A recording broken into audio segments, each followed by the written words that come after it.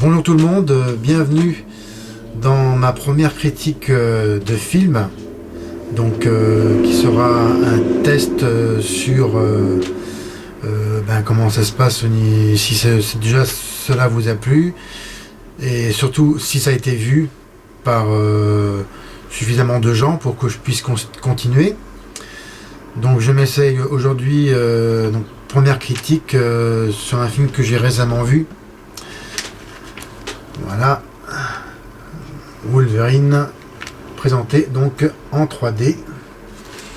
Alors, je préviens tout de suite les personnes qui n'ont pas vu le film et qui ne voudraient pas en savoir trop ou davantage, qui préfèrent voir le film d'abord. Donc, arrêtez tout de suite car je vais un peu spoiler. Donc, c'est-à-dire, je vais peut-être raconter quelques détails que vous ne voudrez pas forcément savoir. Il faut d'abord savoir, avant tout, que si vous voulez voir de la 3D, alors ne gaspillez pas votre argent. Vraiment, elle est inexistante, à part quelques effets de profondeur, et encore, bon, j'ai testé pendant la séance à regarder le film sans mes lunettes, et franchement, on voit clairement que ça a été rajouté. D'ailleurs, c'est marqué à la fin du générique, c'est une conversion 3D. Donc vraiment, l'arnaque totale là-dessus. Moi, j'y suis allé donc, parce que j'aime Hugh Jackman, et assez bien le X-Men Wolverine, et je m'attendais pas vraiment à une telle déception sur cette 3D, ainsi que pour le film en général. J'ai trouvé vraiment que c'était particulièrement ennuyeux certains moments. D'ailleurs, il y a une scène d'amour où ça tombait bien, j'avais envie de pisser, donc je suis parti 5 minutes et j'ai franchement pas loupé grand chose. Quand je suis revenu, c'était une scène d'action qui se passait dans la maison des Yoshida. Bon, ça je reviendrai plus tard.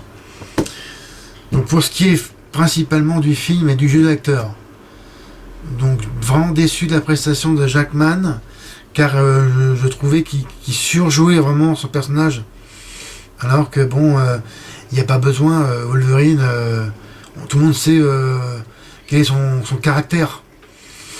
Bon, et puis j'ai trouvé les dialogues vraiment niaiseux.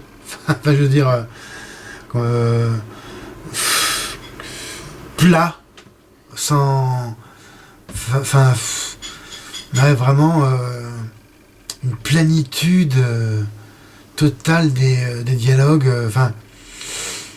C'est pour ça que je reverrai le film en VO pour voir ce que ça donne. Mais j'ai trouvé que le doublage français était merdique. Voilà. Donc,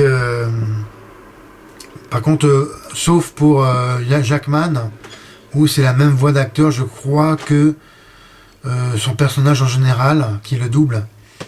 Donc ça va, au moins pour le doublage de lui, ça a été. Mais bon, le reste, je pense vraiment qu'il faudrait que je vois ça en VO. Sinon je le reverrai, parce que je vais acheter le DVD quand même, pour voir vraiment ce que ça donne en VO, parce que j'étais vraiment déçu là-dessus. Donc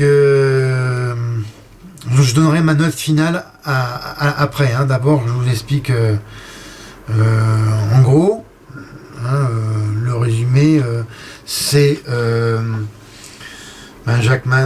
Wolverine qui donc ça se passe après le troisième X-Men, donc c'est quand même mieux de l'avoir vu, car on comprend mieux ce qui se passe avec Jean Grey, qui apparaît dans certaines séquences. Bien. qui pour moi, ces séquences n'apportent pas grand-chose. Je pense pas que c'était nécessaire de les mettre. Ça porte vraiment pas d'intérêt terrible, quoi, là-dessus, pour la compréhension de son... Enfin, je sais pas, de mettre des séquences, je trouvais ça inutile. Donc, voilà, donc Wolverine se retrouve vivant comme un ermite, quelque part, je suppose, au Canada, comme il est canadien. D'ailleurs, sur l'observateur, il y a un petit écriteau, je crois que c'est marqué Canadian, dans la taverne où il y aura le combat, le premier combat du film. Pas le combat. Le premier demi-combat du film. C'est pas vraiment un combat, enfin, plus ou moins un combat.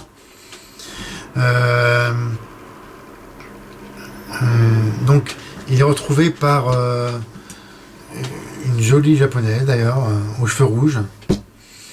L'actrice que je ne connais pas, j'ai jamais entendu parler, qui, déjà, la première question, comment elle retrouve J'ai trouvé ça déjà vraiment la grosse incohérence, vu que quand on vient comme un ermite, ben, on est censé être coupé du monde, donc par quel moyen ou par quel miracle elle le retrouve, puisqu'elle est envoyée par son maître Yoshida, qui a été sauvé, c'était expliqué pendant le début du film, qui pour moi est une bonne séquence de cinéma, malgré un effet spécial un peu limite, pour la brûlure de Wolverine. Enfin bon. Et il le sauve donc de la bombe atomique. Et donc en fait, Wolverine est demandé à être au Japon par cette charmante japonaise, qui est censée être sa garde du corps. Enfin bon, plutôt un peu comme un ange gardien, si on veut.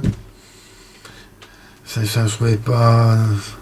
La liaison entre les deux personnages ne se fait pas vraiment pendant le film. Et, donc en fait, Yoshida lui demande en sort son immortalité, comme il est mourant. Donc le scénario au départ est pas forcément mauvais, mais l'est ensuite après, parce que je n'ai pas cru une seconde déjà à l'histoire d'amour entre la petite fille de Yoshida et Wolverine. Enfin, j'ai vraiment trouvé ça ennuyeux, quoi. Quand ils se retrouvent à partir du Love Hotel, jusque quand ils se retrouvent quelque part dans la campagne japonaise, tous les deux. D'ailleurs, c'est à ce moment-là où je me suis absenté. Il y a au moins 20 minutes qui aurait pu être ôté du film. Ensuite, pour les séquences d'action, celle que j'ai bien aimée, qui vraiment aurait été intéressante s'il y avait eu une bonne 3D digne de ce nom, cela aurait été celle de la poursuite et du combat sur le toit du train. Je pense qu'avec l'effet de vitesse du train, il y aurait eu des bons effets 3D, c'est-à-dire vraiment full 3D sortant de l'écran, qui aurait été sympa. Mais non, bon, vraiment, la 3D, c'est pas du tout ça. Donc je vais finir, parce que il n'y a pas grand-chose à dire d'autre, à part une des vilaines du film, c'est une mutante qui s'appelle la Vipère, et que j'ai vraiment trouvé naze, voilà, sortant sa petite langue de vipère comme ça, enfin aucun charisme, une actrice hyper fade, Et pour finir, elle meurt bêtement en plus. Enfin, elle se fait plus ou moins pendre par la corde de l'ascenseur. Enfin, je pense, si je me rappelle bien. Et je trouvais ça bête, quoi, comme finale.